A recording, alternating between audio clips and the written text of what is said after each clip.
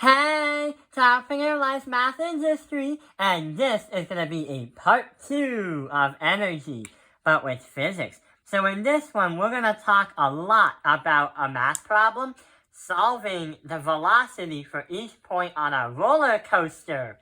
And we've been talking a lot about how energy is like being used, kinetic and potential. So let's get started onto the problem. A 25-kilogram girl rides a roller coaster, which is shown as a picture below. Find her velocity at points A, B, and C. And also, the track for the roller coaster is frictionless. So here is the roller coaster plan for the girl that she's riding on. She's going to start up here at 15 meters. She's going to drop down until she gets to point A. Then she rises up to point B, which is 3 meters. And C is going to be 5 meters. The thing is, this roller coaster, we made very small numbers so we could understand and teach how we can understand where the roller coaster is and what velocity is at is. But I don't think a roller coaster would be actually that small. Maybe for a children's ride, but who knows? So, going back to the energy and physics, let's start at the top. So when we start at the top, there are things that we have to take a look at. We have to look at the mechanical energy, ME, the kinetic energy, KE, and also the potential energy, which is PE. When you're at the start, you're not really moving anything because you're still at the start, and the kinetic energy would be 0 because you're not really moving, and kinetic energy is the energy being used when you're moving. There is going to be potential energy.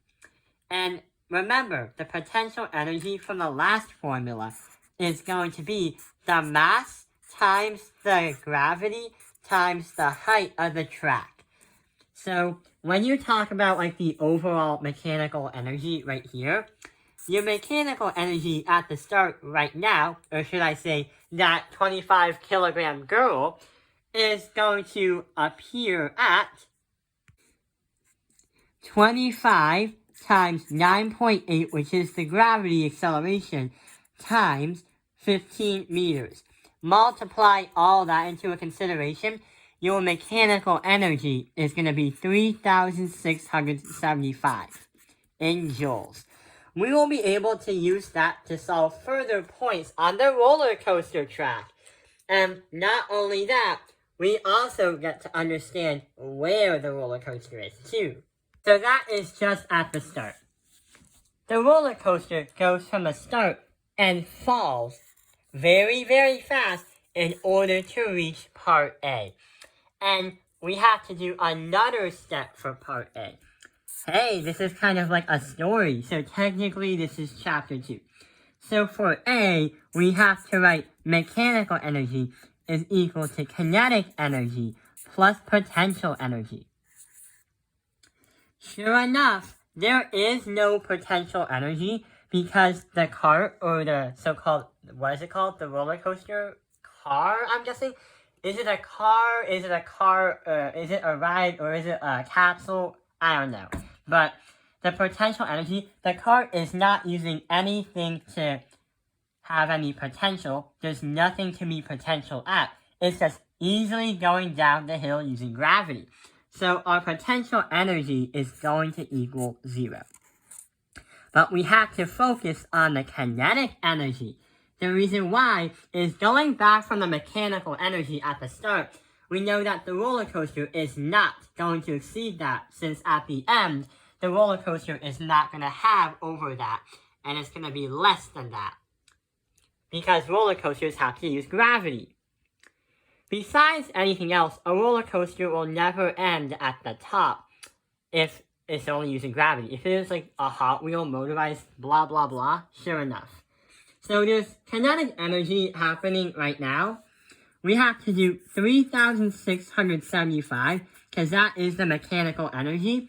Then we have to equal that by our formula, 1/2 the mass times velocity squared.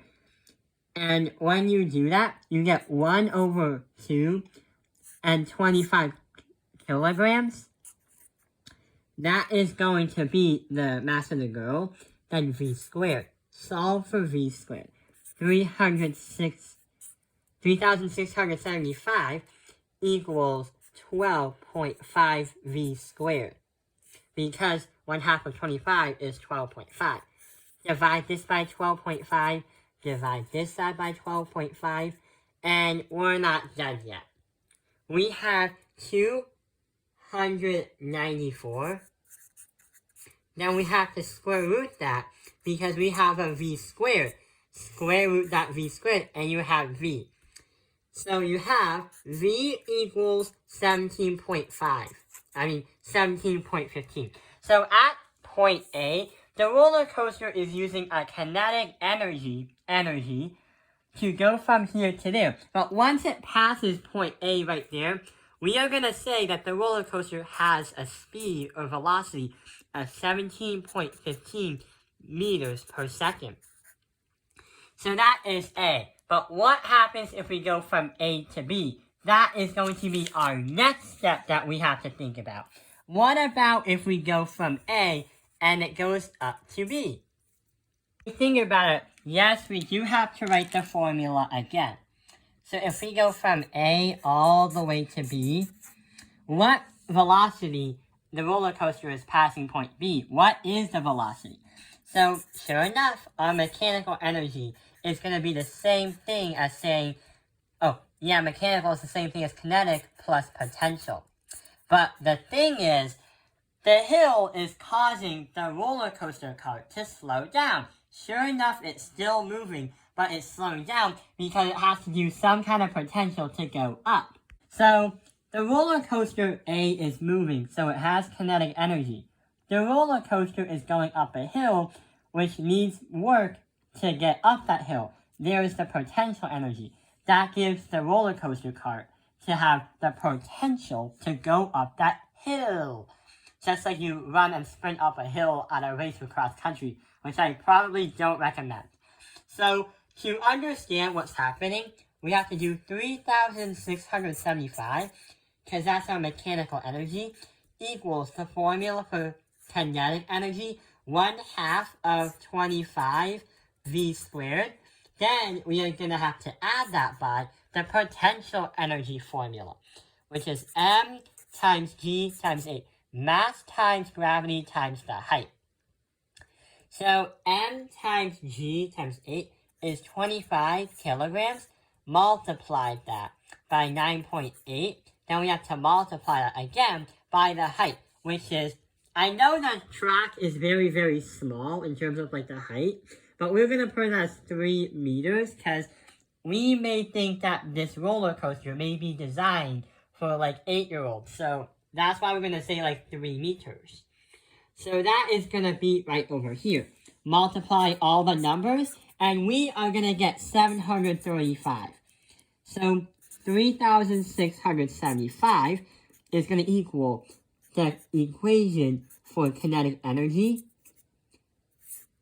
And that is going to be equal, actually that's going to be plus 735. To get that over here, we have to subtract by 735. Subtract both sides by 735. And you're going to get 2,940. And that is going to equal 12.5 again, because that's 1/2 of 25 v squared. Divide by 12.5, divide by 12.5, and our next answer for this is going to be 235.2 equals v squared. We'll need a second piece of paper. So we result with 235.2 equals v squared. Divide, square root that v squared, square root that 235, and v is going to equal 15.34. So 15.34 is going to be the speed or velocity for the roller coaster cart passing point B. as the roller coaster cart goes up and passes point B, right there at mark, it will have a velocity of 15.34 meters per second. But we're not done with the roller coaster cart yet. Or we're not done with the crazy ride just yet. That B has to go down and go back up to C. So it's going to go down and it's going to go back up to C and we'll finish up the problem. Because even though it's a short ride that lasts in less than a minute, it's going to take a lot to even tell what the story is if you're trying to do it in that physics language. Going from B to C is going to, the same procedure. So B to C. Our mechanical energy is equal to our kinetic energy plus our potential energy once again. Since the roller coaster cart is going down a little bit and going back up, sure enough that A, the cart is moving, and B, the cart also has to go up a hill, which requires potential energy, but also requires the so-called work to go up without having to fall back down. So, here's what's going to happen. 3,675 joules at the start, mechanical energy, is equal to our formula 1 over 2 mv squared plus mgh, mass times gravity times height. So 25 times 9.8 times our 5, because that is the height of the track once again, which is very, very, very, very, very small.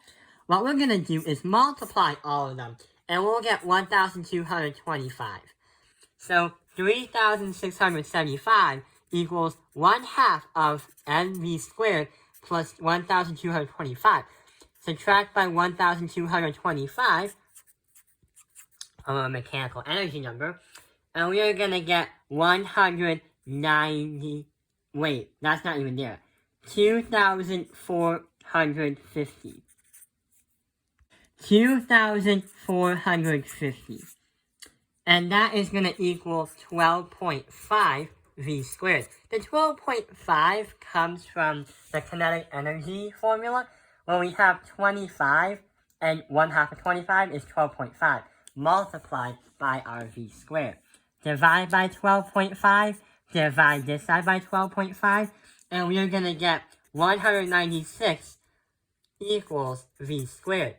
To get v alone, or velocity of that roller coaster at that point C, square root the 196 and square root the v squared. And when you get that, your v is going to be 14.